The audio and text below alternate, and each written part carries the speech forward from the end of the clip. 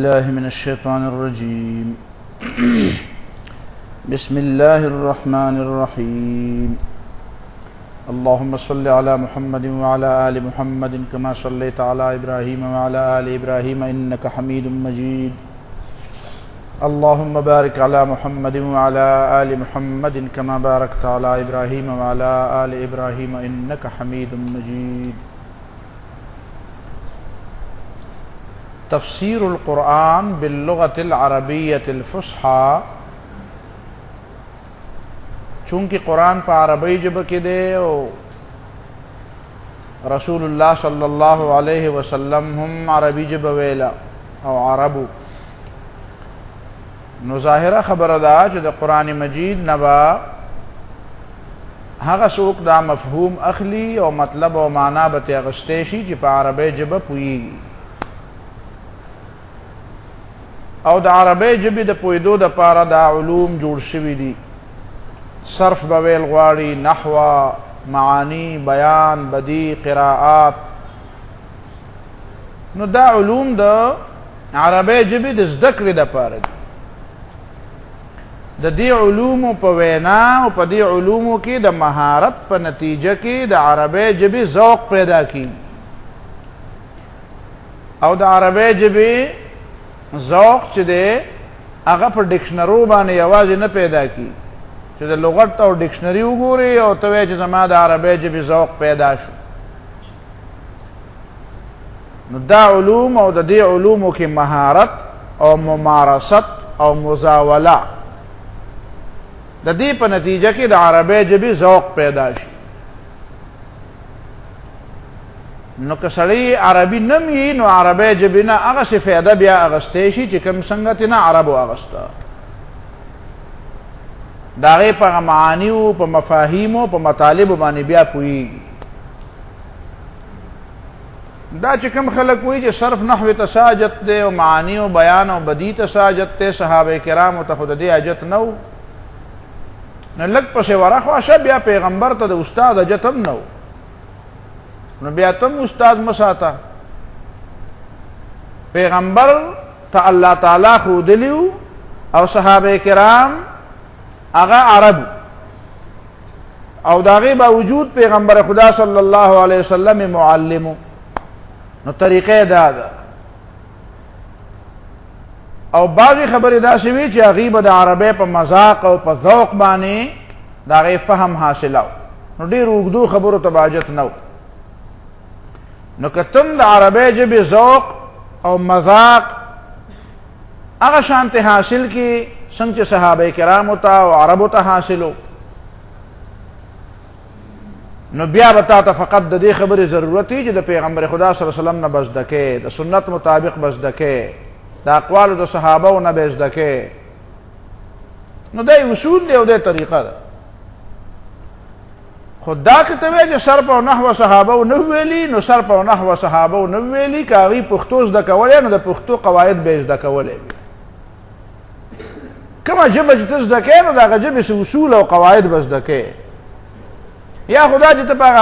عربو کې پاتې شي او پاتې شي په کلونو کلونو عربي وې نو بس زده به کې کېدای شي چې بیا اړو قواعدو ته اړو حاجت پاتې نه شي دا کوم خلک چې په یورپ کې پاتې شي بې تعلیمه نو انګریزي ژبه وله ورځي او د انګریزي ژبې قواعدو له اړو ورځي نه یا د دې نه عربو ته لاړ شي او د عربي وای نو هغه صرف نحوی قواعد مطابق خو هغه عرب هم اوس نه وای خو دیم د هغې په شانتې وای چې هغې څنګه وای نو داسې دیم وای او د صرف نحوی نه خبر نه نو بنیادي خبره دا ده چې دا ژبه زده کول غواړي او د زده کولو یې دا دوه طریقې دي یا دا چې ته په هغه ماحول کې پاتې شي او یا دا چې که په ماحول کې نه خو ماحول ځان له دلته مصنوعي غوندې جوړ که او هغه قواعد زده که او بیا مطالعه کوه نو مطالعه چې کې نو بار بار بعض حضرات په دیم نه پوهېږي دا چې کوم مریدان ورته زه وایم دې مریدانو کې زما خاص کسانو ته اشاره ده خو ته به پوهېږي نو دا مریدان کله کله دا وایي چې ګوره ورته دا علما خو دا جدید عربي نشي ویلی نو د دې معنا دا ده چې دوی له عربي هم نه ورځي چې عربي ورله نه ورځي نو د دې په علم هم اعتماد نشته نو دا هسې غلطه خبره کوي یو بازاری او عامی عربی ده. نو قرآن په عربی او بازاری ژبه کې نه دی نازل،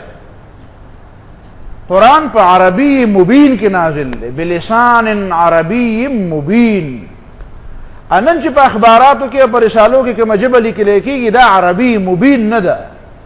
نو که دا چاله نه ورځي نو هغه ته دا نشي ویلی چې دا جدید عربي ولا نه ورځي، جوړ دل عربي مبین نه ورځي. پیغمبر علیه الصلاة والسلام دا ژبه نه ویله دا کوم چې نن سبا په دې مصاحف او مجلاتو کې ده. نو دا خو خیر هغې د بنیتۍ په وجه دا خبرې کوي. په کار ده چې سړي له ورځي، چې سړی د عربۍ ژبې سره تعلق ساتي نو ورځي، او که نه ورځي نو داسې عیب نه دی. د قرآن د زده کولو دپاره داسې ضروري نه ده چې تاله د صحف او د مجلاتو عربي، ځکه چې قرآن مجید په دغه ژبه کې او په دغه اصطلاحاتو کې نه دی نازل. دا خو په هره ژبه کې اصطلاحات، یو کلاسیکل لینګویج چې ورته وایي، اصولي او اصلي او روایتي او اصلي عرب ژبه، او یو ته سټریټ لینګویج وایي. دا خو د جدید تقسیمونه هم داسې دي، بازاري ژبه، د کوڅو ژبه. په عربۍ ژبه کې خلک تقسیم کوي، عامي او علمي، او په انګریزۍ کې تقسیم کوي کلاسیکل او سټریټ لینګویج. نو دا خو ضروري نه دی تاله خامخا سټریټ لینګویج او عامي عربي او انګریزي تاله نه درځي، جوړ ته به په هغه کلاسیکل باندې هم نه پوهېږي. قرآن خو په هغه اصلي او په فصحا عربي کې نازل دی. نو دا به زده کول غواړي، او دا صرف نحوه او دا بیان او بدیع او علوم د دې دپاره دي. علم بلاغت د نه دی معلوم کړی. نو څنګه به دغه اعرابي چې راغی هغه چې وایي چې ان الله بریء من المشرکین ورسوله ورته ووایي، نو هغه څنګه دا خبره معلومه کړه؟ هغه صرف نحوه خو نه ویلي، په هغه وخت کې صرف نحوه لا جوړ نه و، ځکه چې هغه عربو مذاق برابر. مذاق دی مزاح ته نه وایي، دا ټوقې مذاق دغه ذوق ته وایي. ذوق هم ته نه پېژني نو بیا خو به خبره ګرانه. نو دومره د عربۍ ژبې او فهم او د هغې سره د هغه ذهن او فکر برابر شوی. دین بعد بیا تفسیر القرآن بالرأی والاجتهاد. د قرآن مجید د تفسیر یو بل طریقه ده چې قرآن کې به عقل او فهم او فکر به استعماله، خپل علم نه به کار اخلي. خو دا د علم نه او د عقل نه او د فهم نه او د صلاحیت نه کار اخیستل به په دې مخکینو 5 فریمونو کې دننه وي. دا به 5 دایرې شته نه چاپېره وي. هسې نه چې هغه مخکینۍ دایرې یېرې آگے دوڑ پیچھے چھوڑ، دا چل به نه کې. دا به د دماغو کې پرته وي چې اول تفسیر القرآن بالقرآن، بیا تفسیر القرآن بالسنة، بیا تفسیر القرآن باقوال الصحابه، بیا باقوال التابعین، بیا بالعربیة الفصحى، نو بیا به راورسي بالرأی ته. نو دا رای به په دې 5 فریمونو کې دننه استعمال، دې 5 فریمونو نه به بار نه استعمال. او دا ځکه ضروري ده چې د قرآن مجید عجایب خو نه ختمیږي. لا تنقضي عجائبه، آیات فی الانفس والآفاق خو به را پیدا کیږي، عجایبات به نوي نوي را پیدا کیږي، دلایل به د قرآن او د اسلام د حقانیت نوي نوي را پیدا کیږي. نو چې بیا ته د قرآن مجید هغه معنا کې چې کومه معنا یې صرف د اسلافو نه منقوله ده او په بله معنا پابندي لګوي، نو دې معنا دا شو چې نوې کومې مسلې را پیدا کیږي نو د هغې حل به هم نه پیش کیږي، او که نوې دلایل د قرآن او سنت د رښتینوالي را پیدا کیږي جوړ ته به هغې ته دلیل هم نه وی، نو تا خو د اسلام نه یو جامد شی جوړ کړو. بیا نو د نوې زمانې خلک به څه کوي، دي له بیا بل پیغمبر پکاري، بیا بل پیغمبر خو الله پاک نه رالیږي. همدغه قرآن دی، همدغه د پیغمبر صلی الله علیه وسلم تعلیمات، د هغې نه به د دې زمانې د خلکو د هدایت انتظام پکاري. نو د دې زمانې د خلکو د هدایت د انتظام دپاره دا ضروري ده چې قرآن مجید کې چې کوم نوي نوي مفاهیم راښکاره کېږي، را پیدا کېږي، نه خو راښکاره کېږي. پیدا شوي پکې د مخکې نه دي، الله تعالی ته خو د مخکې نه علم. دا اوس چې کوم ایجادات راغله نو د دې خو الله تعالی ته علم وکړ، د دې بجلی او د دې ټلیفون او د دې ټي وي او د موبایل او د دې نټ او د دې ټولو څیزونو علم الله تعالی ته د مخکې نه و. کنه څنګه چې ما او تا ته رستو علم راغی نو داسې الله تعالی ته هم رستو علم راغی. نه جی دی خود الله تعالی ته خو د مخکې نه علم و، او الله تعالی انزله بعلمه. الله چې دا کتاب را لېږه الله تعالی ته د دې زمانې او د را روانې زمانې د قیامته پورې حالات معلوم وو. نو د قیامته پورې د تمامو انسانانو د هدایت دپاره دا کتاب را لېږلی دی. نو دې کې هغه گنجایش د مخکې نه موجود دی چې کوم د دې زمانې کوم دلایل راښکاره کېږي دا پکې د مخکې نه پراته دي. خو مخکې خلکو ته ځکه نه معلوم چې هغه زمانه کې په عام خلک نه پوهېدو، د هغې سره څه واسطه نه وه. اوس چې امام ابن جریر طبري د پټرولو خبرې کړې وې او د بجلی خبرې کړې وې، نو هغه زمانه کې په خلک به څه پوهېده؟ نو دا کتاب به بیا چا جرنده کولی چې ورګه چې پټرول ایجاد شي نو بیا به موږ راښکاره کړو. که دا د خلکو د هدایت او د فایدې دپاره دا انتظام و د الله تعالی د طرف. نو الله تعالی ته خو د دې خبرې علم و د پخوا، انزله بعلمه. داسې نه چې اوس نوې معنی را پیدا شوې او مخکې خو د قرآن مجید دا معنا نه وه، اوس دا معنا مخکې پکې دا معنا وه خو دا پرته وه، د دې راښکاره کولو ته حاجت نه و. لکه مخکې په دې ځمکه کې پېټرول وخو لا کچو نو دې ته راښکاره کولو ته حاجت نه و. چې پېټرول پاخه شو نو خلکو ته الله تعالی په دماغو کې ور واچوله چې دا شی پوخ شوی دی، اوس والی د دې نه صفې ګاډي پې چلوی. نو ګاډي هم خلکو جوړ کړو. چې پېټرول نه وی پخ شوی او ګاډي خلکو جوړ کړي وی نو په څه پې چلول؟ نو دا الله تعالی داسې یو نظام کوي د هر وخت دپاره ځان له مناسب. دغه شانې په دې آیتونو کې دا معانی پټ پراته وو، خو د هغې معانیو باندې د پوهېدو موقع نه وه راغلی، نو چاته په ذهن کې نه وه اچول. اوس چې د پوهېدو موقع راغله نو خلکو ته یې په دماغو کې ور واچول. نو نوي تفسیرونو لیکلو ته ضرورت پېښ شو، نو زمانې مطابق خلک تفسیرونه لیکي.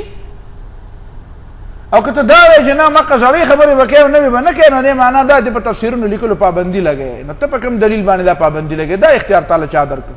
چې ته په تفسیر په لیکلو پابندي ولګې؟ او چې نوی تفسیر څوک لیکي نو لازما به پایې کې نوې خبرې لیکي. نو نوې خبرې خو به د دې زمانې خبرې وي.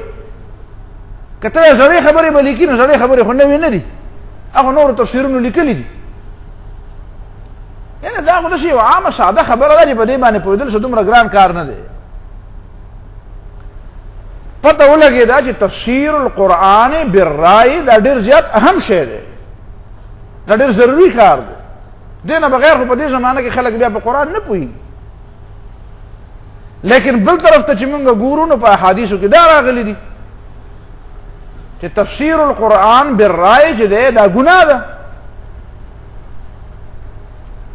نو پته ولګېده چې د دې په معنا به ځان پوهول غواړي چې یو قسم تفسیر بالرای هغه دی چې هغه ګناه ده، او بل قسم تفسیر بالرای هغه دی چې هغه ثواب دی او ضروري دی او لازم دی او د خلکو د هدایت بغیر د هغې نه څه انتظام نشته. نو دا خبره به معلوموو او دا دومره معلومول دومره ګران نه دي. اوس ښکاره خبره ده چې سړی په دې خبره پوهېږي نو که کتاب او حواله زه تا لاډو درم نه کوم د قرطبي عبارت ونه م ویم نو ته په دې پوهېږي چې د تفسیر القرآن بالرای او بالاجتهاد ضرورت دی د خلکو د هدایت دپاره چې خلک په قرآن پوه شي، د دې زمانې په اصطلاح او د دې زمانې په ټرمینالوجي او په ژبه چې هدایت والي، چې د الله تعالی منشا معلومه کی، د پیغمبر علیه الصلاة والسلام منشا معلومه کی، حرام و حلالو نه ځان خبر کی. نو دې دپاره په دې ژبه کې خبره پکار ده او د دې نوي نوي پیدا شوي دلایلو نه فایده اخیستل پکار دي او د قرآن مجید کې چې کومې پټې خبرې وي هغه راښکاره کول پکار دي. څه دپاره ښکاره کول پکار دي؟ دې دپاره ښکاره کول پکار دي چې په قرآن خلک پوه شي، ایمان کې جلا را پیدا شي، زنګ ترې لرې شي، رڼا پکې را پیدا شي، خلق د زړه نه په اسلام مطمئن شي، شرح صدر پیدا شي چې د اسلام اصل روایتي مذهب موږ نه دی راټینګ کړی بلکې زموږ په دې باندې د زړه یو اطمینان دی. او دلته په دې درس او په دې ترجمه کې الحمدلله دا خصوصیت به ته په خپله محسوس کړي چې دلته د سړي د قرآن او د سنت په خبره باندې شرح صدر پیدا کېږي. سړي کې یو د الله تعالی د شکریې یو جذبه را پیدا کېږي چې او په اسلام باندې د عقیدې په دې باندې د سړي ته په زړه کې یو سرور او خوشحالي ملاوي چې دا شکر دی چې الله تعالی چې زه مؤمن یم. دا خو ډېر د عزت او د احترام خبره ده. ادا په دې زمانه کې دا څه بیماری نه ده چې زه به پټه ساتم. ځینې خلک په اسلام شرمیږي، دا ځکه چې هغه په خپله په دې خبرو مطمئن نه وي. نو دلته به انشاءالله ولدي تا ته هغه اطمینان قلبي الا بذکر الله تطمئن القلوب، د قرآن او د حدیث په خبره به ته داسې مطمئن شي چې دا زړه به د زمري نه غټ شي. نه بیا به دا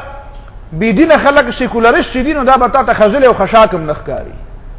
دینه به بیا پټېږي نه، دی به تا نه پټېږي. بیا چې تا ویني وایي به چې یاره بد دنه په قلارې کښېنې ده سره نه کېږي، نه نه غلي کېږي. دا زمونږ په دام کې نه راځي.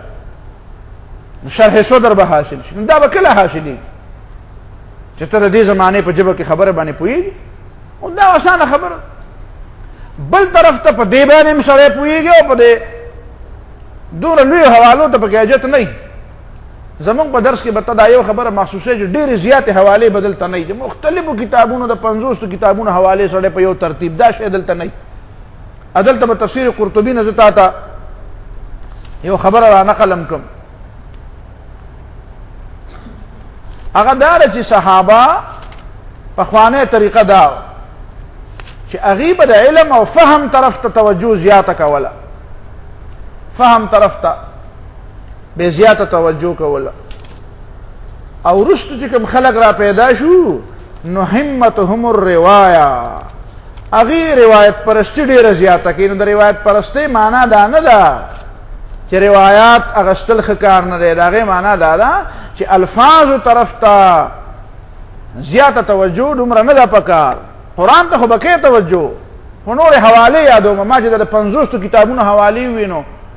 د دې نه مطلب خو قرآن نه و که نه، مطلب خو عام کتابونه یادوم، د عام علماو کتابونو حوالې یادوم. نو دا خبره ډېره زیاته. ان العلماء وروي عن النبي صلى الله عليه وسلم،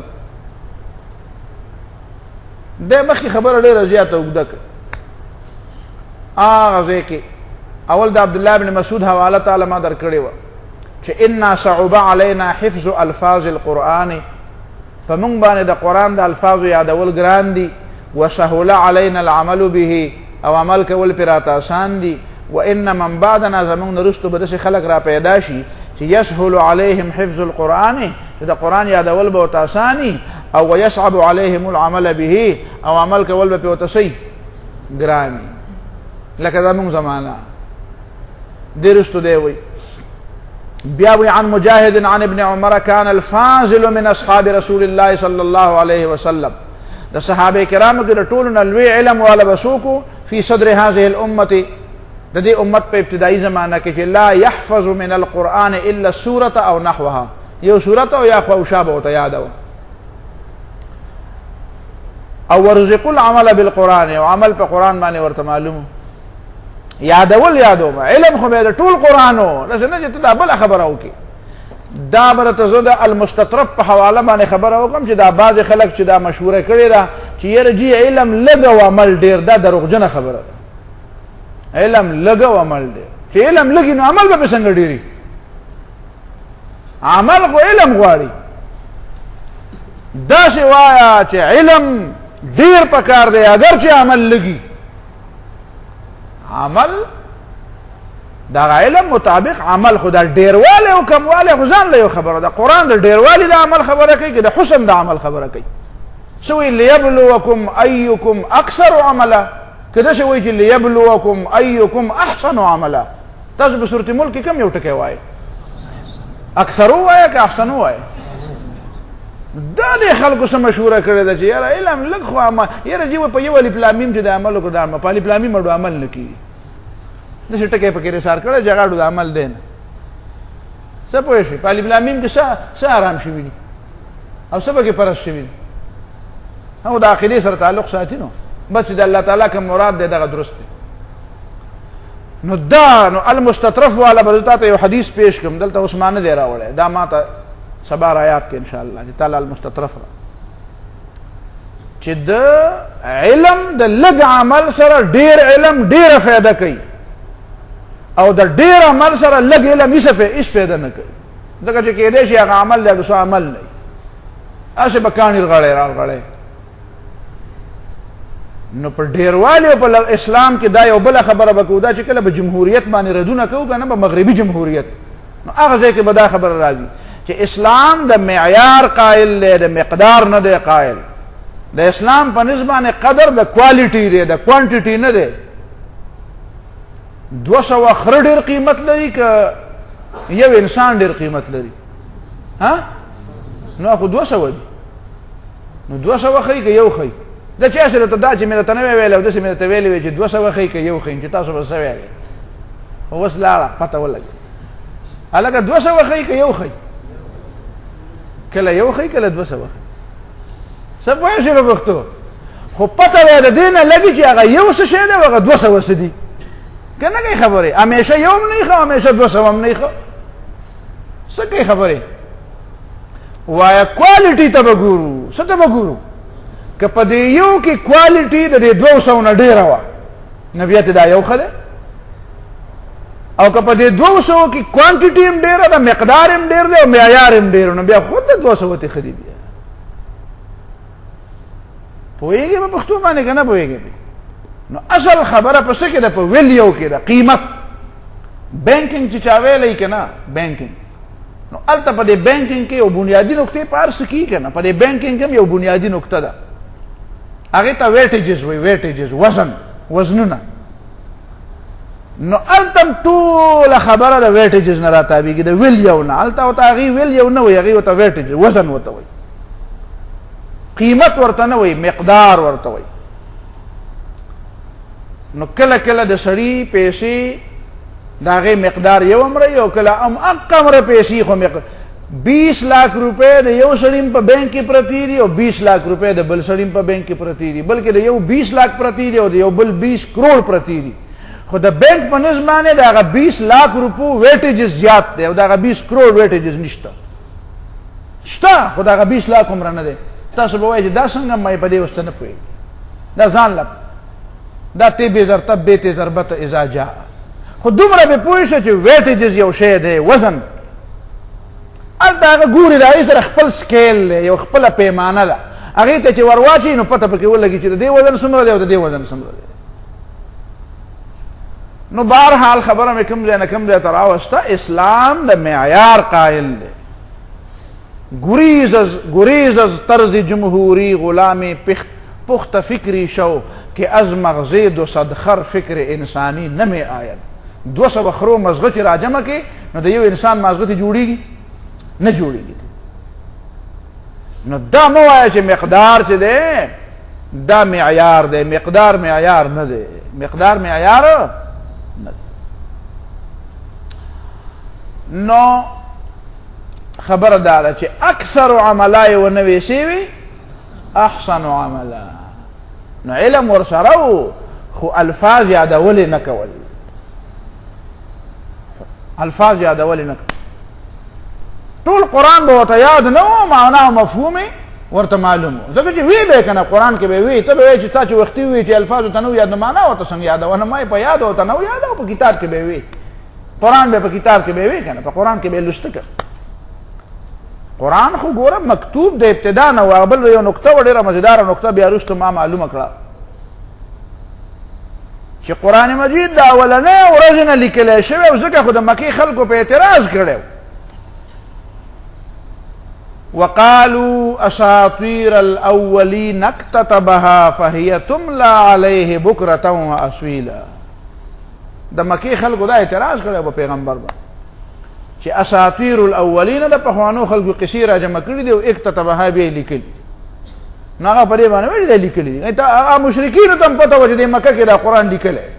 او فهي تملى عليه او دغه په خپل باندې لیکل لوستل نه کوي خو چاته به ویلي چې ویلي کراله دا خو ته معلومه نو فهي تملى عليه بکرة واصیلا دا وته سباله او بیګاله د دې املا کی املا وته دا املا د پخوانه د خټه کې نه ده ډیکټیشن اوس هم پرې دا سیاسي خلک ویل که پلان کې ته د بار نه ډیکټیشن ملاویږي او ما ته ډیکټیشن نه ملاویږي ډیکټیشن املا ته چې بل څوک وته وایي چې شابه داسې کوه داسې لیکه نو دا تملا علیه ډیکټیشن دا د پخوانه داسې معیب غوندې ټکی اچھا خلاف یو خبره کوي د ډیکټیشن ملاویږي خو چې په انګریزي کې خلک وایي پخوا به په عربي کې هلته په عربي کې نو دا به وي الفاظ به قرآن کې وایي وان اخر هذه الامه او د دې امت اخري خلک چې کوم يقرؤون القرآن قرآن به وایي منهم الصبي والاعمى ماشومان به وایي وړاندې به وایي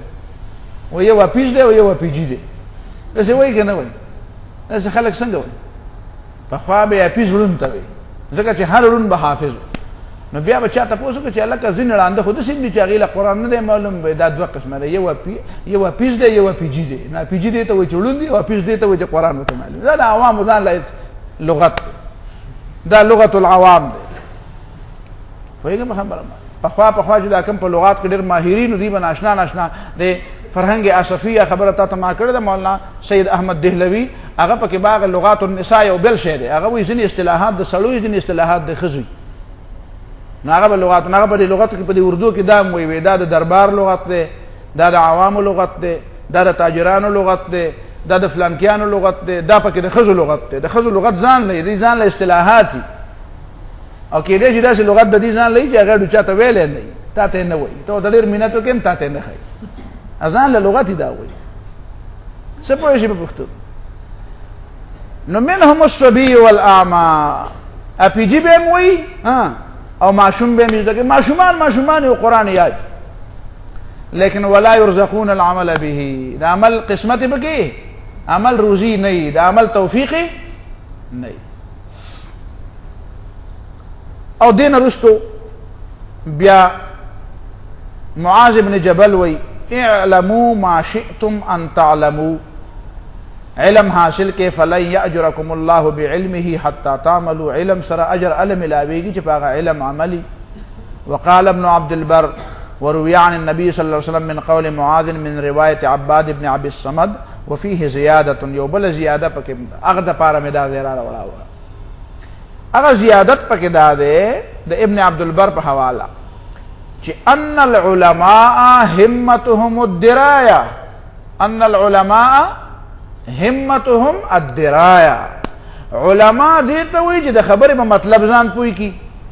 دا مطلب دا پویولو سره کاری دا خبری بانی دا زان دا پویولو سره کاری درای دری وانی خو پویگی کنات داری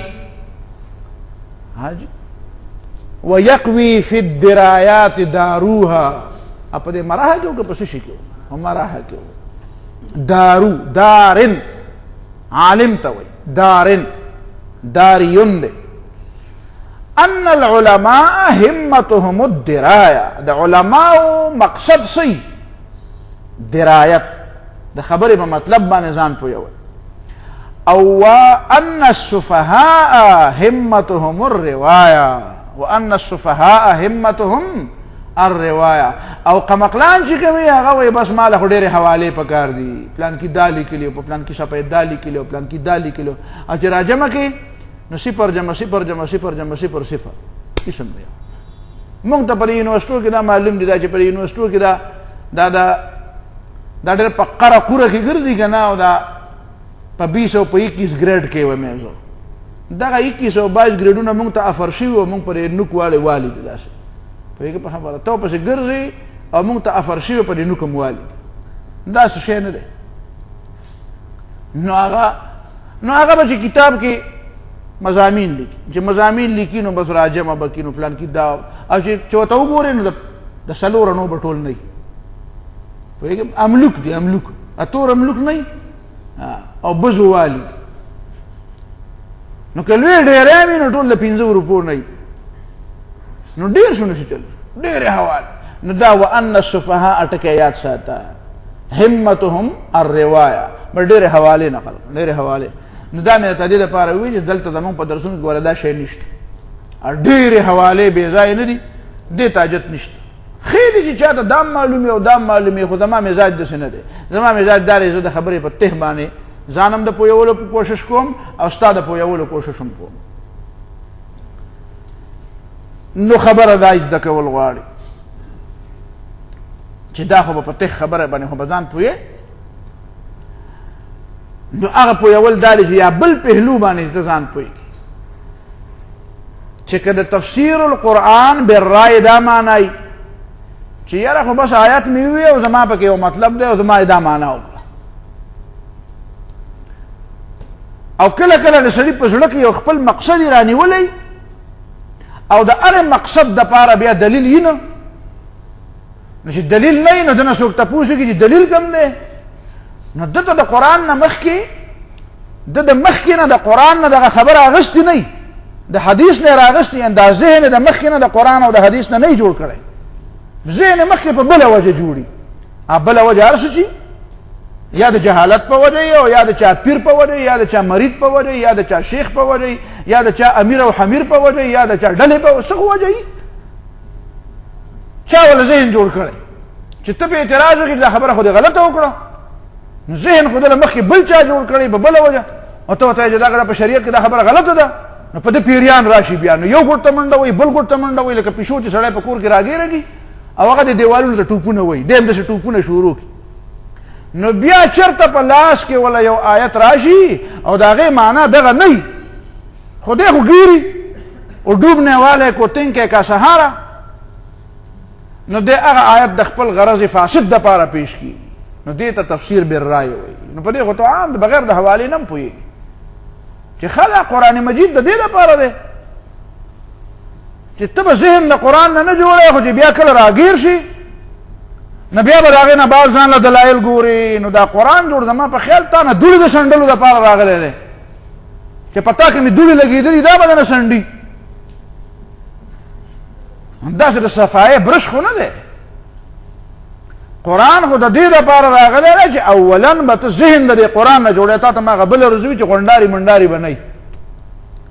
نو دا خلک بیا کامیاب چې ذهن اول قرآن ته کیني نو ذهن صفا کي، او چې بیا قرآن باندې ځان پوهیږي نو بس هغې مطابق ذهن جوړی نو هغه فولډر یې ډکېږي، نو بیا چې بله خبره د هغې په ضد کې راځي نو هغه ورته یې لرې کړه، دا نه ده، هغه بیا مسترد کوي. خو دا چې مخکې ذهن د بلې خبرې نه جوړ دی، خو بیا درته چا آیت را یاد کړه چې هلکه په آیت کې خدا دي، نو ته یې راوړه چې زه ته اوس جواب وکړم، نو دې ته تفسیر بالرای وایي او دا کفر دی، دا فلیتبوأ مقعده من النار، بیا دوزخ له به ځي بیا، ځکه ته خو قرآن د خپل طبیعت مطابق بدلی، نو دا قرآن د طبیعت مطابق بدلول شو که نه شو؟ هسې د قرآن نه یو پرده او یو بوقره دې جوړه کړه او هغه د ځان نه را چاپېره کړه، دا بوقره داسې یو شی دی، دا خو بنیادي طور د ښځو دپاره د زنانو دپاره ده، او زنانو دپاره ځکه ده چې هغه حیا او پرده پې د هغې پټوي، دا معنا یې نه ده چې دا یو کس وایي چې دا تاسو زنانه په دې پردو کې را پټې کړي دي، نو دې معنا دا ده چې تاسو پې جوړ یارېږئ، دې معنا دا بې اعتباره دي، داسې بې دینه خلک دي. نو ما دا دکان ته چې دا خلک دا جرنده اچوي نو دا په دې ټولو خلکو باندې بې اعتباره دا ټول خلک غله دي، دا مطلب دی. تاسو دکانونو ته جرندې اچوئ که نه اچوئ؟ څه چلو شو؟ نو دکانونو ته خلک څه اچوي؟ جرندې. او کله کله په کور کې هم داسې قیمتي شی چې په خپل کور کې د سړي بچي او هغې کې هم یو قیمتي کاغذونه ماغذونه پکې پراته نو هغې ته هم سړی تاله ووایي، داسې کوي که نه کوي؟ نو څه مطلب دی چې د کور دا سربراه د دې خبرې اعلان کوي چې زما د کور دا ټول افراد غله دي، دا مطلب دی. تاسو چې بری بازار کې مازدیګر ځئ دي دکانونو ته تالې پرته، نو دا دکاندار دا تاله چې د دکان ته واچوله دا د دې معنا ده چې د دې دکاندار په نسبت باندې د ده نه علاوه دا ټول خلک غله دي، دا یې معنا ده؟ نه چې دا خو معنا نه ده. نو چې زنانه بوقره په سر کړه نو ستا پکې دا مطلب د کوم ځای نه واغېستو چې دې دا معنا نه ده، د دې معنا دا ده چې دا ښځه بې اعتباره ده، داسې خرایر دي بې وقوفه، دا د اسلام خلاف دماغ جوړ دي. نو په ضلالت او په رضالت کې ماهرین دي، د رضالت او د ضلالت هغه خبرې به درته کوي چې ته به ورته حیران شې چې دی د کوم ځای نه دا خبره وکړه. قیمتي شی چې دی نو د هغې دپاره پرده پکار ده. دا تا سره چې زرګونه روپۍ یي نوټونه یي او د بینک نه راوځې نو د ټولو نه اول تصور د صحیح چې دا چا ونیلی دی که نه چې راولې نو بس په دې لاس کې دنګۍ او را روانې څنګه چلي؟ نه، نو دا مال چې دی دا زیات قیمتي شی دی، دا هیره او جواهرات زیات قیمتي شی دی، نو د هغې دپاره څه پکاري؟ پرده پکاري. د بینکونو کې خلک ځکه ږدي چې په کور کې وایي هسې نه چېرته کې څوک راباندې ډاکو رانشي، دا ډېر قیمتي شی دی. نو کټونه په بینکونو کې نه ږدي او بلستنې په بینکونو کې نه ږدي، که ږدي پکې او میزونه او کرسۍ په بینکونو کې ږدي. ولې؟ وایي که دا چا ویوړه نو خیر دی، دا دونه قیمت نه دی. خو پیسې په بینکونو کې ږدي، کالي په بینکونو کې علاقه چې پکې پای کې څه ږدي؟ ملغلرې پکې او هیرې او جواهرات او قیمتي کاغذونه یو کالی دا په هغه لاکرز کې کېدي. دا ولې ږدي؟ ځکه چې د قیمتي شي دپاره حفاظت پکار دی. نو سړی هم قیمتي دی او ښځه هم قیمتي ده، خو سړي خو هلته کارونه ډېر دي، هلته په بازار کې خرڅول اخیستل کېږي. نو که ده ته یې بوقره په سر کړې وی خو بیا به دا کارونه چا کولی؟ نو دا انتظامي طریقه ده. نو سړي ته یې وایي چې ته اوس شا به بډې راکاږه او کارونه کوه، دیاړي کوه، مزدوري کوه، بازار ته ځه، ګیډي راوړه او دیوالونه جوړوه او عربو ته ځه او مزدوري کوه او ګاډي چلوه او دا کوه او دا کوه. او زنانو ته یې وایي چې تاسو په پوخره کې په پرده کې کښېنئ، وقرن فی بیوتکن، په کورونو کې. نو دا د دې د قیمتي توب دلیل شو، قیمتي شو. مثال مې بل ور په یو ځای کې چې ته په درس کې په تقریر کې هم ویلی چې یو هندو مسلمان ته وی چې تاسو دا مړي خښوئ، دا وګوره دا تاسو څه کوئ او مونږ یې څه کوو؟ وی مونږ یې سوځوو. نو زمونږ دا سوځول ته ښه دي که نه؟ بس هسې هم چې مړ شو نو بس وسوځېده. نو مسلمانو ته وی او که نه؟ وی د مسلمان مثال د خزانې دی، خزانې خلک خښئ، او د هندوانو مثال د کچرې دی، نو کچره خلک سیزي. کچره خلک څه کوي؟ کچره چې راجمه شي دا خځلې مزلې نو څه کوي؟ اور ورته ولګوي. نو تاسو هسې کچره یې خځلې، نو تاسو یې ځکه سیزئ. او زمونږ مسلمان صحیح قیمتي خزانه ده، نو خزانه خلک څه کوي؟ دا بیا خښئ. نو به هر حال خبره د څه نه د څه پورې راله چې غرض فاسدي او د هغې لپاره بیا نو مخکې نه علم، مخکې نه ذهن د قرآن نه جوړوي. د قرآن نه ذهن نه جوړ شوی چې بیا ورته ته آیت ووایې نو بس بیا د نه کوڅه خطایي، نو ځان له بیا تاویلونه ګوري. نو په دې خبره ته پوهېږي چې ګوره تفسیر بالرای دوه قسمه دی. یو د رای نه مطلب هغه ده چې ته دا رای د دې دپاره استعمال کړې چې زه پې په قرآن ځان پوه کړم او بل هم پوه کړم، او یو دا رای د دې دپاره ده چې په دې طریقې استعمال کړې چې د قرآن هغه اصل مطلب د خلکو نه هم پټ شي او خلکو له هم دوکه ورکړي او ځان له هم دوکه ورکړي، او دواړه دي رای. د هر یو شي دا د رای مثال هم د یو ښه آلې او د یو ښه سبب او د یو ښه ټول او ذریعې دی. دا چې ته صحیح طریقې سره استعمال کړې نو صحیح نتیجه به ورکړي، او چې ته په غلطه طریقه استعمال کړې نو غلطه نتیجه به ورکړي. نو دا صحیح م استعمالیږي او غلطه م استعمالیږي. دا د قرآن د معنا د زده کولو لپاره م استعمالیږي او د هغې د مقابلې لپاره م استعمالیږي. نو تفسیر بالرای ښه هم دی او خراب هم دی. رای ښه ده که خرابه ده؟ لکه رای صحیح ده که غلطه ده؟ رای صحیح هم ده او غلطه. شعر صحیح دی که غلط دی؟ شعر ښه ده. خبره صحیح ده که غلطه ده؟ خبره. دا ژبه ښه کار کوي غلط کار کوي؟ ښه هم کوي او غلط هم کوي. دا سترګې صحیح کار کوي غلط کار کوي؟ دا لاسونه صحیح کوي که غلط کوي؟ نو صحیح هم کوي او غلط هم کوي. نو رای هم دغه عقل دی، نو دا ښه هم کوي او خطا هم کوي. اور نور خطا تو ما پدبا نے خبر کڑی وہ جو دیکھ کلا کلا بڑی جاتی ہے ظالم اپنی حد سے، ہاں خیرت واقف نہیں ہے نیک و بد سے، بڑی جاتی ہے ظالم اپنی حد سے، خدایا مجھ کو یہ کیا ہو گیا ہے،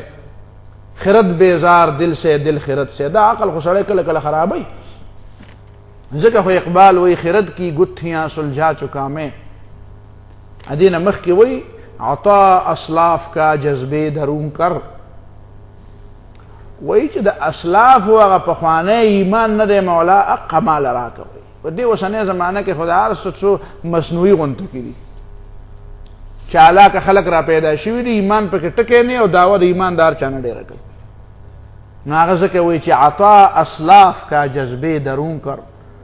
مولا چې د هغې په زړه کې دننه کم ایمان کم جوش او جذبه وه اقا مال راکا.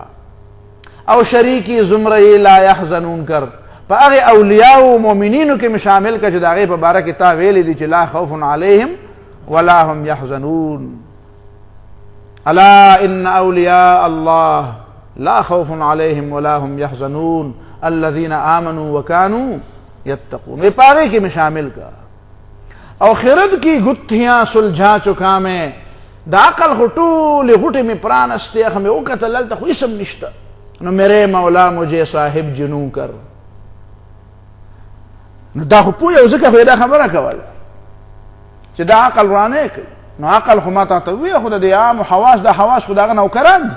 دا اللہ شو اخپی و جبا و پوزا و غگونا و سترگی دا خود آغا نوکران دی. دا عقل نو عقل دا رائے دا عقل استعمال دی. عقل دا رائے سے دے رائے دا عقل استعمال توی. نو دا نوکرانم کل صحیح کار کی کوئی غلط کار کی ذکر چاہا ہوتا کل صحیح ہوئی و کل ہوتا سوئی غلط ہوئی. خبرم اغل رالا نو دا رائے صحیح کی دیشی و ختام کی دیشی کدا دا وحی مطابقی نبیہ صحیح دے. نو تفسیر بالرائے ٹک دے او دینا بغیر حکار نکی. او کدا دا وحی مطابق نہیں دا وحی مطابق بلکہ دا وحی پا مقابلہ کی رائے استعمال اولی نو دا پخوام گناہ وا وسم گناہ دا چلوی سڑے کیم گناہ دا چورکوٹے کیم گناہ دا. ہاں دا خبر ٹک دا دا رائے سوک استعمالی نو دا اجتہاد کئی او مجتہد کل خطا کی گئی او کل حق ترسی نو کل کل ویو سڑے دا نیت بخی او دا طریقہ بخی خو رائے بے خطا شی نو تو برسنوے جالا کر تفسیر بالرائے ہو کو کفر ہو. خبر پوئی گی تاسو نفس دا رائے خطائے مانے مدے کفر اطلاق نکے پدے خبر خود پوئی گی. دا گوڑا باری کی خبری چھ نفس رائے استعمال کرلا و اغسطا پنیس خطا و نتوے جوڑدائی تفسیر بالرائے کو دے کفر کو پا دی کے پائے کی فرق دے جو سڑے آزادانہ رائے استعمالی او یو سڑے پا اصول مطابق استعمالی خو خطا شی نو پا دی دوارو کے فرق دے. نو دا خمیتا تا خلاصہ ویلا ورنہ تلتا دی تفسیر قرطبی کی دا دوارا خبری کری دی نو دا تا ذکر وینا دیم دا دوارا خبری یو طرف تداوی چی رسول اللہ صلی اللہ علیہ وسلم فرمائی دے ابن عباس روایت تے چی اتقوا الحدیث علی الا ما علمتم فمن کذب علی متعمدا فلیتبوا مقعدہ من النار ومن قال فی القرآن برائیہ چاچے پا قرآن کی پخپل رائے خبر اکڑا فلیتبوا مقعدہ من النار نبی آزان لپا جہنم کسے جوڑے. او بل روایت کہ من قال فی القرآن برائیہ چاچے پا قرآن کی پخپل رائے خبر اکڑا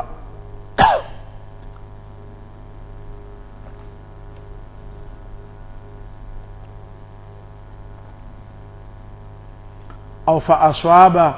صحیح خبر اکڑا نو فقد اخطأ غلط اکڑا. اس باتوے چھ صحیح مکڑا غلط ہے مکڑا او صحیح مکڑا غلط ہے مکڑا طریقے غلط ہوا نو کہ خبر صحیح ہوا نو دا غلط دا ولی ذکر چھ پا غلط طریقہ ہمیشہ صحیح خبر نکی او جدا صحیح شو دا سے پتک صحیح شو کنا کئی خبر چھ طریقے غلط ہوا نو خبر سنگ صحیح شو چھ مقدمات غلط نو نتیجے سنگ صحیح ورکڑا و دا نتیجے اسے ارتجالان ورکڑا اسے پا توکل نتیجے دا سر ہوا تا. اب پخوان پا زمانہ کے شیخ سعدی وی چی نخ خلقو اشتلن یو معشوم پا کہے گا لندہ اور برابر نو پڑے منز نخ ویشتا ہدف تخریب کو او خلقو لگاٹی نامون ورکڑا وی بل اور دیگا معشوم لگے دا اخپل لندہ ماتا کرا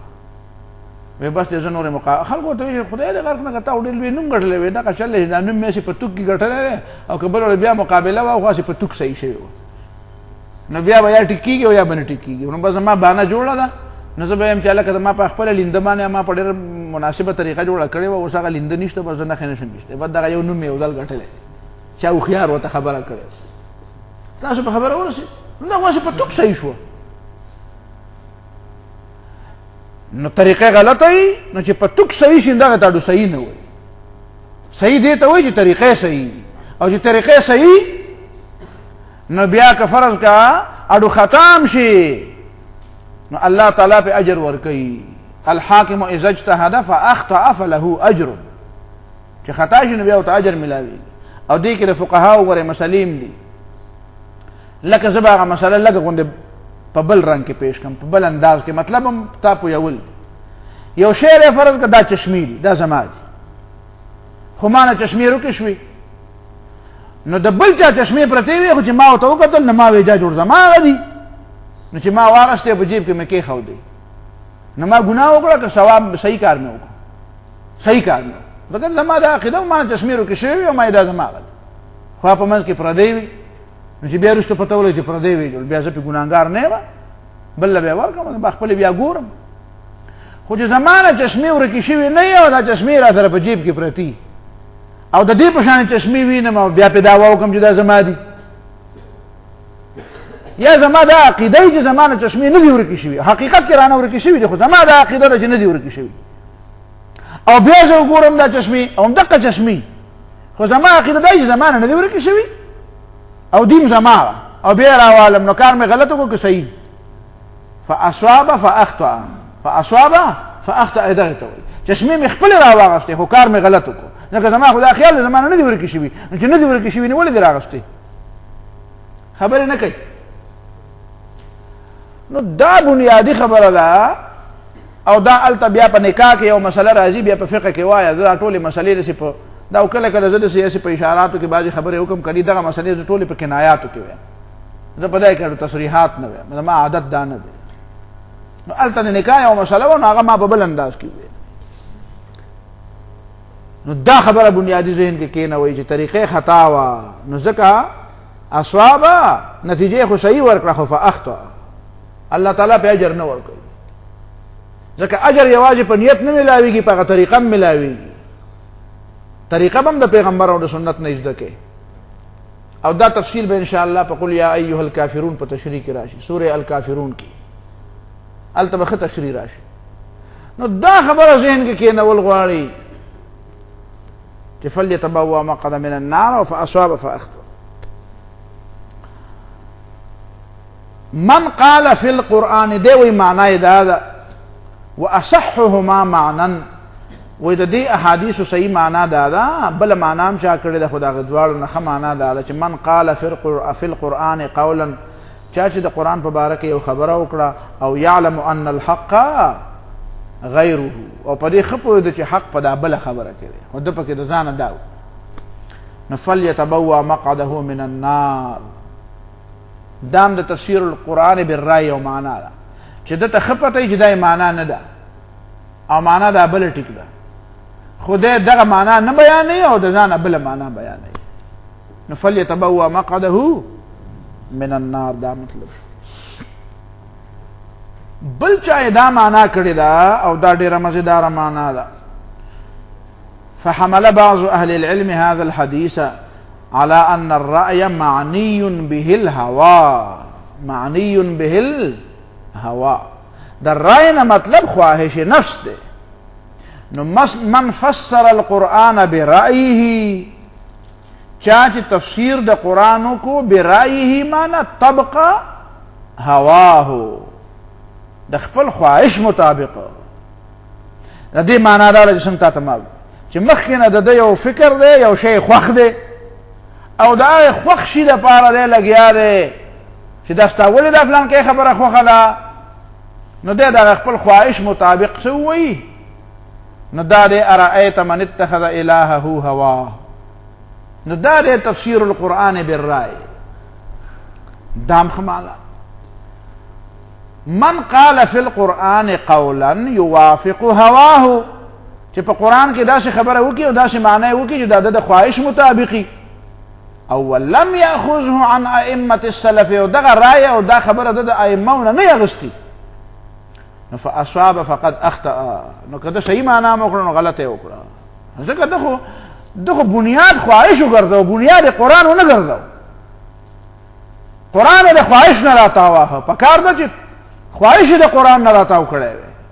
نو قرآن اصل له او نور خبري ورپسې دي، نو دغه اصل فرع وګرځول، نو ځکه خطا شو کنه، طریقې غلطه کړه، د اصل نه فرع جوړ کړه. او زه وایم بار بار دا خبره کوم، کاش چې کوم خلک ځان ته اهل علم وي او بعضې خو داسې دي چې مونږ نوم یاد شو نو مونږ ورته وایي چې سلام هم ورته د دې ځای نه وکړئ، اگر چې په هندوستان کې دی، په اشارو پوهېږئ، خو چې ګورو علم ته نو هغه علم بیا د قرآن نه هغه رایې د قرآن نه نه اغوستي، رایې په بل په ذهن کې، او بیا چې ورته وګورئ نو بیا بیا د قرآن هغه تاویلاتو کې کینچاتانی شروع کړي. نو دا ډېر لوی زیاته او ځکه خطا شو لحکمه علی القرآن بما لا يعرف اصله. د په قرآن یو داسې فیصله نافذه کړه چې هغه ته د دلیل نه دی معلوم، په قرآن د پاسه خپله خبره کوي. دا یې معنا ده. ولا يقف على مذاهب اهل الاثر والنقل فيه. ابن عطیه یو بل معنا کړي، ابن عطیه غرناطی، نو دی یو بل معنا کړي المحرر الوجیز د تفسیر. ما سره خوشته نه خو حواله د ورکړي، دیم د اندلس دی کنه، دا قرطبی دام د سپین باشنده دی او ابن عطیه هم د سپین باشنده دی. نو دی وایي چې ومعنى هذا ان يسأل الرجل عن معنى في كتاب الله عز وجل. د دې مطلب دا دی چې یو سړی آیت ته معلومات کوي، تپوس کوي، نو فیتصور علیه برایه، نو داسې وروخیږي ورته په خپله رایې باندې. تصور په سین سره دی، په سواد سره نه. تصور اذ تصور المحراب، بالاخانې ته په دیوال وروخیږي. برایه دون نظر فيما قال العلماء او واقتضته قوانین العلم كالنحو والاصول. او د علماء رای پکې معلومه نه کی او د قواعد خبره پکې اډو پروا ونه ساتي، خو بس یو رای پکې پیش کی. یو بل معنی کړي دا هغه ډیره مزیدار ده. هغه دا ده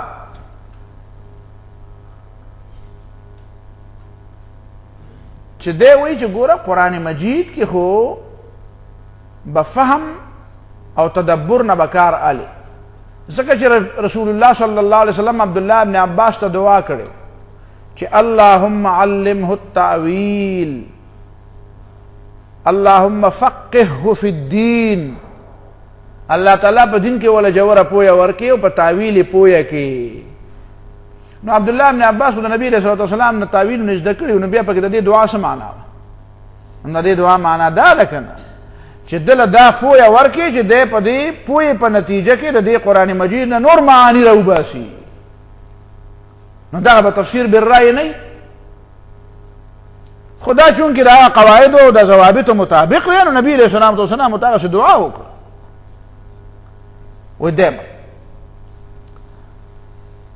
دی وایي چې بعضې خلکو دا ویلی دي چې د قرآن مجید تفسیر فقط مسموع دی او اخوا پکې عقل او د دې حدیث نه دا معلومه کړې ده چې لکه من فسر القرآن برایه فقد کفر او اصاب فاخطأ. و د دې معنا دا چې بس په قرآن مجید کې چې کوم د صحابهو نه د پیغمبر نه کومه معنا منقوله د نبي علیه الصلاة والسلام نه، نو هغه به وی بله معنا به نه وی. نو دی وی وهذا فاسد کنه، دا معناه خطا ده.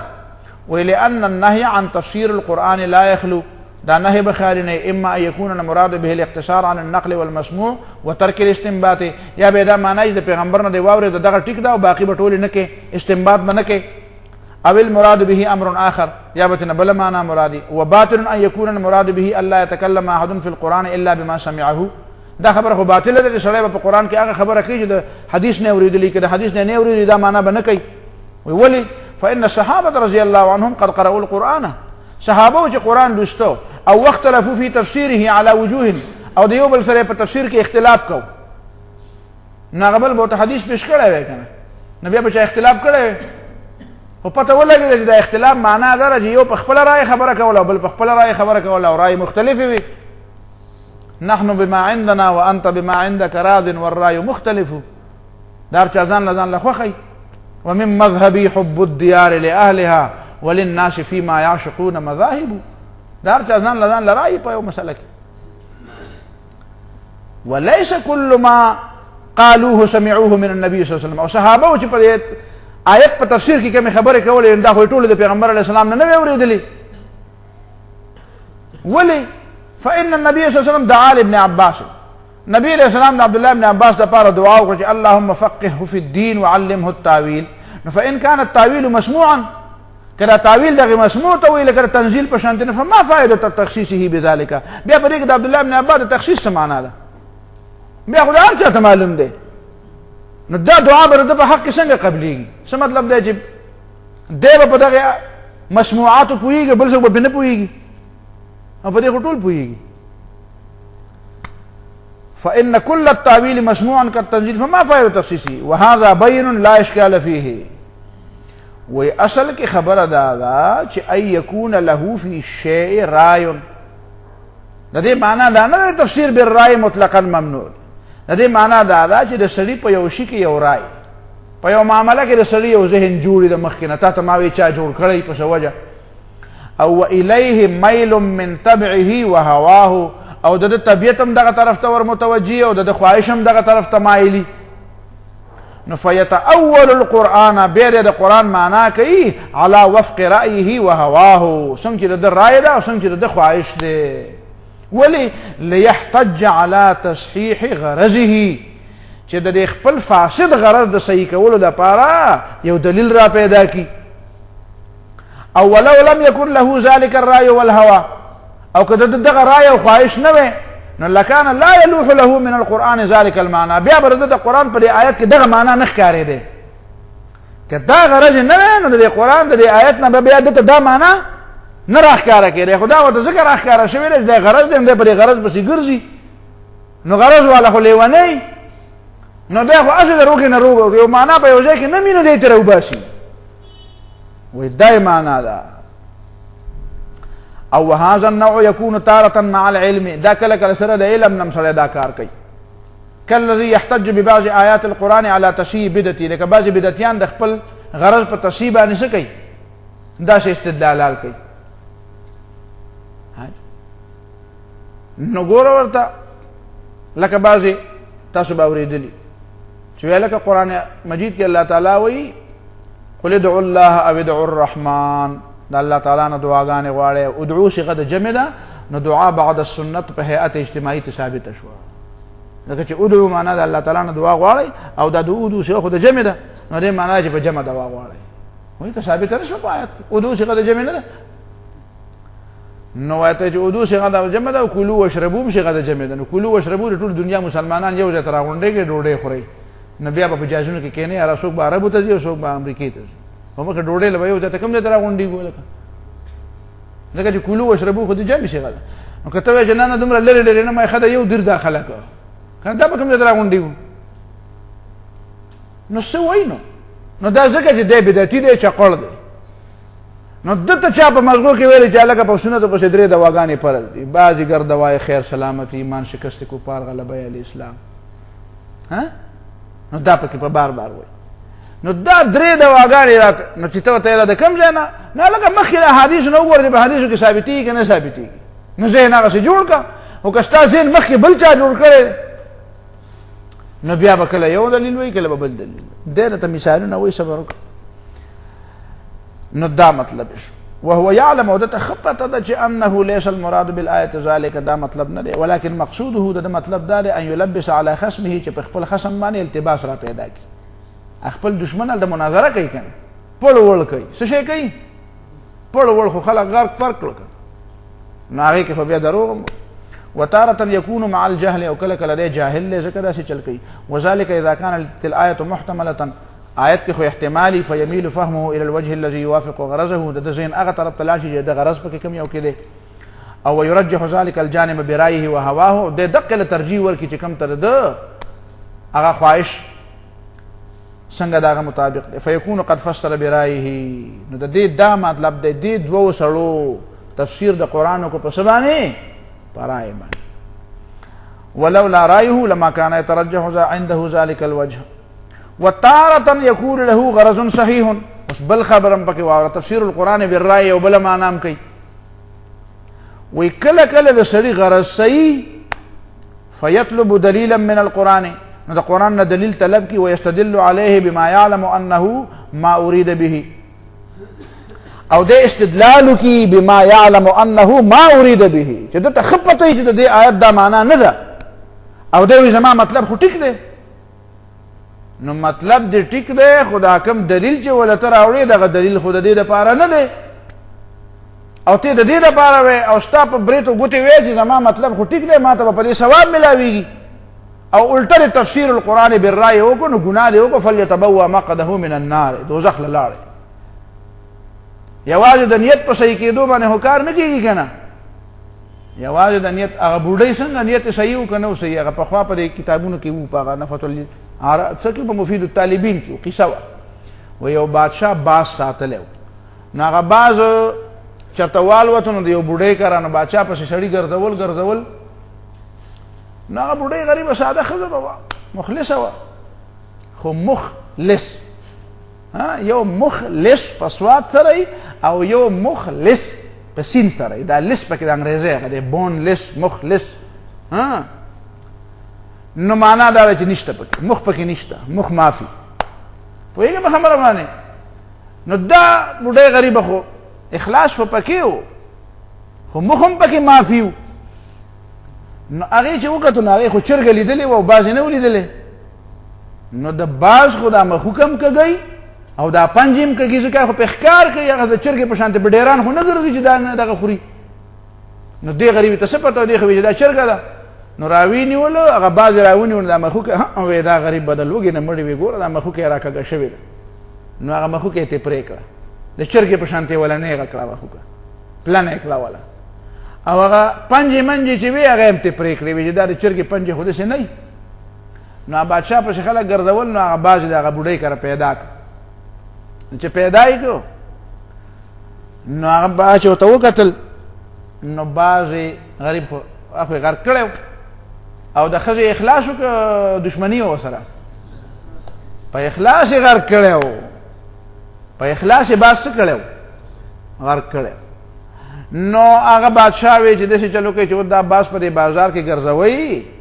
او یو منادی او یو اعلان ورسره کوي چې هذا جزاء من اوقع نفسه عند من لا يعرف قدره دا د هغه چا بدله ده چې د هغه چا خواله ورځي چې هغه قدر نه پیژني نو باز د بوډۍ کره څه کول د بادشاه په کور کې ول نه کېناسته چې د داسې چا کره ته چې هغه د چرګې امره قدر یې کاوه وله پوهېږې په خبره باندې که نه ځکه خو چې کوم سړی د بې قدرو خواله لاړ شي نو بیا د فلا یلومن الا نفسه فلا یلومن الا په دې کې هم د جلال آباد ټیپرو ته اشارې دي په دې کې هم د جلال آباد ټیپرو ته اشارې دي چې فلا یلومن الا نفسه باز په جاله کې چا نه دی پیژندلی او قدر نشته د حافظ په الپورۍ کې قدر نشته د حافظ په الپورۍ کې نو دی دا خبره کوي کمن یدعو اخلاص به یي خو کار یې غلط وکړو چې په اخلاص ته نه دا پوزه څوک پرېږدي نو څنګه چلې وکړو ښه یې وکړو که بد یې وکړو ښه په اخلاص وایي چې هلکه اخلاص مې دی دا پوزه ته نه پرې کوم نو ښه کوي که بد کړي ته به ولې اجازت ورکړي چې پوزه نه پرېږدي ښه په اخلاص ته نه پرې کوي او چې ښه په اخلاص ته دې خپه کې پړی واچوي او په دې بازار کې دې راکاږي نو ښه کار کوي که بد کوي کمن یدعو لکه هغه سړی چې هغه دعوت ورکوي څه کار کوي لکه دې ټکو ته سوچ کوئ که نه څه کار کوي دعوت ورکوي الى مجاهدة القلب القاسي مجاهدې ته د هغه زړه چې کوم زړه ډېر سخت دی خلکو ته وایي ستا زړونه ډېر سخت دي او زه تاله دعوت در کوم چې دا اړه دې لږ څه که نو فیقولو نو داسې پکې وایي چې قال الله تعالی الله تعالی داسې ویلي اذهب الى فرعون انه طغى اذهب الى فرعون دې زړه ته داسې اشاره وکړي چې دا غټ فرعون دی دا سمول غواړي دې زړه ته اشاره وکړي چې دا پکې څه دی دا فرعون دی دا سمول غواړي نو تاسو خو به وایئ چې هلکه زبردست آیات وي او ښه خبره یې وکړه او نیت هم څه دی صحیح دی لیکن تفسیر قرطبي والا وایي چې ویشیر الی قلبه د خپل ته اشاره وکړي ویومي داسې اشاره وکړي چې الی انه المراد بفرعون چې دا د فرعون مراد دا څه دی دا قلب دی نو د تفسیر القرآن بالرای وکړو او دا فلیتبوأ مقعده من النار دا دوزخي دی ولې فرعون زړه ته وایي یا لکه فرعون څه ته وایي دا قلب د فرعون په کم شي کې معنا ده په لغت کې په عرف کې په څه شي کې معنا ده قلب دی او فرعون دی نو ته دې قلب ته فرعون ولې وایې دا فرعون دی دا د فرعون څه معنا ده فرعون خپله معنا تکبر دی تفرعن الرجل بیا فرعون د سړي نوم دی نو هغه بادشاه نو محق او مبتل موسی او فرعون دا خو ټیک شوه خو دې قلب ته پکې څنګه فرعون وایي نو دا د قرآن آیت معنا ده په عربۍ کې دا معنا ده که پیغمبر دا معنا کړې ده نو دا خو نه په عربۍ کې معنا ده او نه پیغمبر او د دې سړي نیت هم صحیح دی او مجاهدې د قلب او مجاهدې او دې ته دعوت هم ورکوي د دعوت کار هم چلی نو دا خبره غلطه وشوه فلیتبوأ مقعده من النار فلیتبوأ مقعده من النار دا مطلب شو نو دی وی وهذا الجنس قد يستعمله دا کارونه څوک کوي وی دا قسمه جنس استعمالی بعض الوعاظ بعض واعظ کوونکي واعظان او فی المقاصد الصحیحة او مطلبونه ټیکي خو تحسینا للکلام یاسې په دې کلام کې پکې خوند پیدا کوي او وترغیبا للمستمع وی چې دا خلک ورته ښه غوږ کیدي که دنه کله تپوس کې د ځانه پکې حدیث هم وي لکه دا د ځانه دروغجن حدیث دې پکې ولي وي مړه ما دا خلک لږ سم شي نه ښه ته د الله تعالی نه او د پیغمبر نه ډېر زیات ښه سمونکی راغلی که نه دا د دعوه یې ډېره غټه نو دا وی باطنیه دا استعمالی او دا دا غې نه بعد د په دې کې بیا نور هم ډېرې اوږدې خبرې کړي دي چې دا شی په کار نه دی پوهېږې په خبره باندې که نه او دلته پکې یو لفظ ویلی دی چې د بعضې خلکو یو صحیح غرض وي پوهېږې په خبره باندې او د هغې دپاره دی یو شی کوي نو بعضې خلک یدعون الناس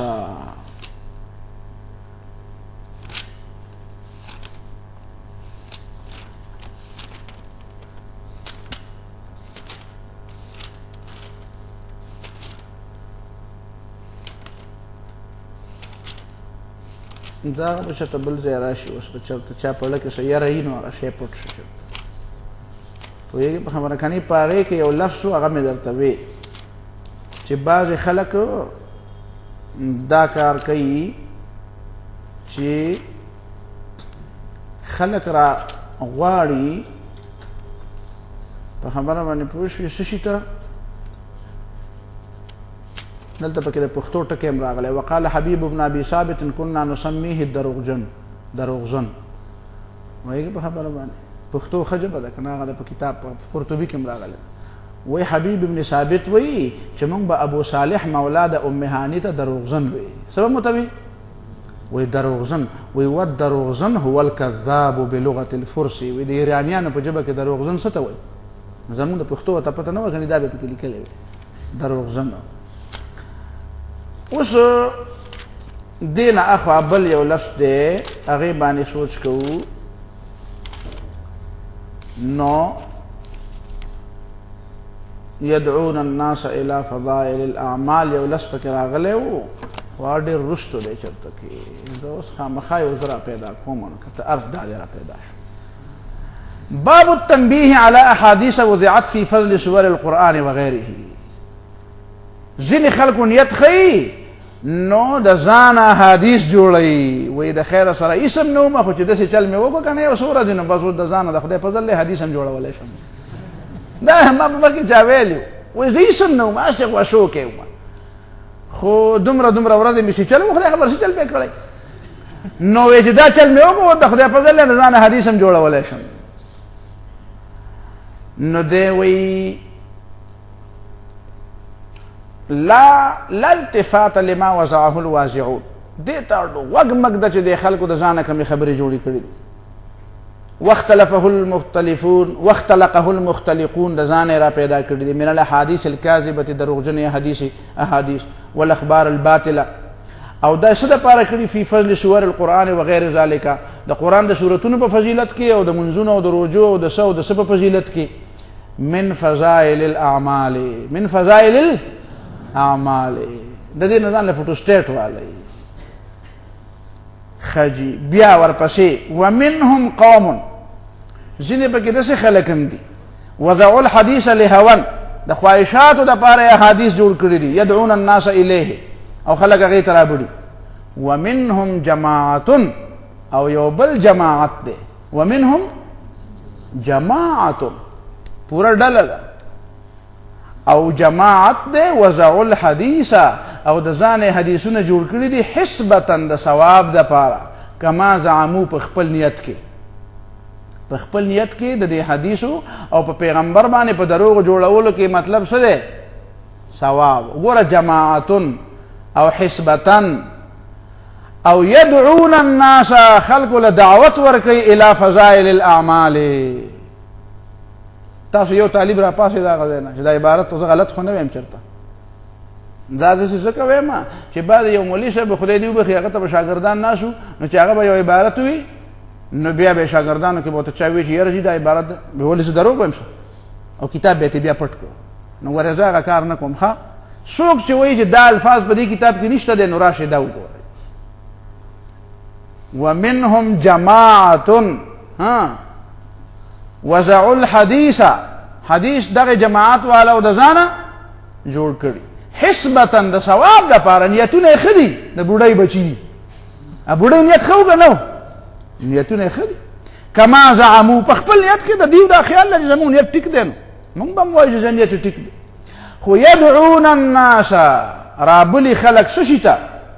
الى فضائل الاعمال فضائل الاعمال تا نو داوی هغه خلق دی چې تنبیه در کوي چې خیال ساته غوړې د دیونه چته وانه وري د ځانې جوړي څه کوي کما روي عن ابي عصمه وفلان وفلان وفلان نو دا ده ومنهم قوم من السؤال والمكدين ځینې پکې د سړي سوالګری دی هغه د ځان څه شی جوړي دا کله کله چندې مندې ځان لټولې څه شی جوړي دروغجنې خبرې کوي او راشه د څه سوګده قصه شروع کوي اوس نو دان د ځانه به خبرې جوړي دا وعاظ او دا قصه گو خلق چې دي دیم د ځانه به قصه او حدیث جوړي. دا تفسیر قرطبی باب التنبیه علی احادیث اعجاز القرآن دا باب لاندې لیکلي دي صفحه نمبر 76 جلد نمبر 1 دا به بیا ګوره. نو دا درې خبرې دې په ذهن کې راوستي کنه روان بل خبره ده دا قیاس په لغت کړه دام قیاس په لغت دا د فرعون نه مراد دا قلب چوالی و دا قیاس په لغت ده قیاس په لغت پیژنې کنه پیژنې دا ځان له یو ادبي بحث ده او قیاس په لغت صحیح نه ده بعض اراء دا چې قیاس په لغت صحیح ده خو صحیح طریقه دا چې قیاس په لغت صحیح نه په لغت باندې قیاس نه معلومي سنه فهم تراغي کې سړی په لغاتو کې ډیر زیات ماهری په یو جبه کې نو هغه د رای نم یو لغت معلومول شي ما په دې المظهر د امام سیوطي کې لیدلې دي او غالبا د صبح صالح په کتاب کې مشته خو د مظهر کې ما کتلې دي چې د چا نه چاته په اسماعی دی او که څوک دی داغه نه چاته پوښ کړي دي ورته ویلې دي چې ازغاغ څه ته وایي ازغاغ د دې معنا څه ده نو هغه ورته وایي چې لا احسبه عربيا زما خیال دی چې دا لفظ عربي نه دی خو بیا ورته وایي چې واجد فيه یبوسه شدیده په دې لفظ کې ماته خشکی ښکاري ډېره زیاته ازغاغ دا لفظ نه دی وایي په دې کې ماته ډېره زیاته خشکی ښکاري او واحسبه الحجر او زما دا خیال دی چې دا به کاڼي ته وایي دا اوس ګوره دا قیاس په اللغت خو دا داسې معروف شی نه دی چاله دا او هغه ورته وایي او بلکل وایي دا په پهلوي ژبه کې کاڼي ته وایي نو خبره یې ټیک وکړه په عربي ژبه کې هم داسې بعضې الفاظ دي چې د هغې الفاظو هغه معنا چې کومه ده هغه د لفظ نه معلومیږي که سړی هغه لفظ ووایي نو د هغه لفظ نه په خپله یو معنا معلومیږي لکه مثلا فعقروها فدمدم عليهم ربهم ودمدم دا لفظ سړی ووایي نو سړی څه وایي چې څه شی رارغړي څه دیوالونه رارغړي څه شی رالویږي څه ډز ډوز دي فدمدم عليهم ربهم بذنبهم او معنی هم دا ده فدمدم عليهم تباہی نازل کړه په دې باندې عذاب نازل کو بربادی په نازل کړه وګوره او دا د لفظ نه معلومه شو دمدمه چې دا څوک وایي نو دا د مضبوط اواز ته وایي داسې غړپ غړپ او درزېدو او داسې دا ځمکه خوځېږي داسې دا معنا هم دا د لفظ نه معلومېږي لیکن قیاس فی اللغت جائز نه دی قیاس فی اللغت جائز نه ذکر دی وایي چې فمن لم يحكم ظاهر التفسير وبادر الى استنباط المعاني بمجرد فهم العربية كثر غلطه ودخل في زمرة من فسر القرآن بالرأي نو د تفسیر القرآن بالرأي دا دو معنی شوی. من قال فی القرآن برأیه فلیتبوأ مقعده من النار دان. دین بعد یو بل موضوع دا، هغه موضوع به لږه اوږده شي، هغه موضوع دا د قرآن مجید د درس او د قرآن د تلاوت او قرآن مجید ته د کیناستو څه آداب. بعض حضرات خو وایي چې دا آدابو ته پکې اډو حاجت نشته، بس چې څنګه چل دی وکړو. نو هغه د تفسیر قرطبي نه تا ته بیا ویما چې بعضې آداب دا به زده کې، او دا بعضې آداب دا ضروري نه دا د نبي علیه صلات وسلام نه د خامخا ثابت دي، دا د عرف نه په خپله معلومي، عرف نه په خپله معلومي. چې پلار دی ولاړي مخامخ، او یا پلار دی نه، پلار خلک ډېر قدر نه کوي، خو چې افسر وي نو د هغه ډېر قدر کوي. چې ته نوکر او هغه ستا نه اوچت دی او افسر دی او ستا ای سی آر لیکي، دا چې کوم سرکاري ملازمین دي دي ته د ای سی آر پته ده چې ای سی آر لیکي. نو چې ستا څوک ای سی آر لیکي که نه، او د هغه په مخکې ته ودرېږي او داسې ویل دا خراش کې داسې راکاږه، یو خلوص وکړي او د هغه په دې خپو کې ور واچوي، د په خپو یې ونه لګي، خو هسې په دې مخ کې ولګي. نو د دې نه په حدیث کې منع راغلی ده. آیت به اوس پیش کوو چې لکه په آیت کې دا منع راغلی ده که نه ده، حدیث به پیش کوو چې ولې دا منع راغلی ده، او دا ته چې دا کار نه کوې نو دا په حدیث کې منع راغلی ده ځکه یې نه کوې چې ته په دې پوهېږې چې دا بې ادبي ګڼلی کېږي. د خپل مشر په مخ کې دا قسمه کار کول څه ګڼلی کېږي؟ بې ادبي. نو د دې دپاره خو چې لوی نه لوی اهل حدیث صاحبي که نه، نو هم د دې دپاره د حدیثو د سند تپوس نه کوي چې ولې دا په حدیث کې راغلی دي. نو چې د دې دپاره د حدیث تپوس نه کوي نو ولې دا کار کوي؟ وی دا ځکه کومه چې دته به بدي ښکاره شم په دې قوم کې، او دی به رانه خفه شي په دې خبره، دا کار تا ښه ونه کړو. نو ولې به خفه شي؟ ځکه چې په حدیث کې راغلی دا د خفګان کار دی. نه جي دا مسائل په عرف باندې مبني دي. نو د قرآن مجید سره متعلق بعضې داسې آداب دي چې د هغې مبنا په عرف باندې ده. نو دی به تا نه ته ورته وایه لکه دا کار تا د بې ادبۍ و دا قرآن مجید راواغېسته او داسې په دې ښکته ځمکه دې کېښود، په دې کارپېټ دې اډو کېښوده، په دې قالین دې کېښوده، خو دا چې دې ښکته کېښود، نو زه یم دا تا بې ادبي وکړه. نو دی وایي کوم دي په حدیث کې راغلي دا به دلته نه ږدي. نو ما چې په دې پوزه د یو خراش کې څوک توکي نو دا په حدیث کې راغلي چې د په پوزه به خراش کې نه توکي. نو دا د عقل نه عاري.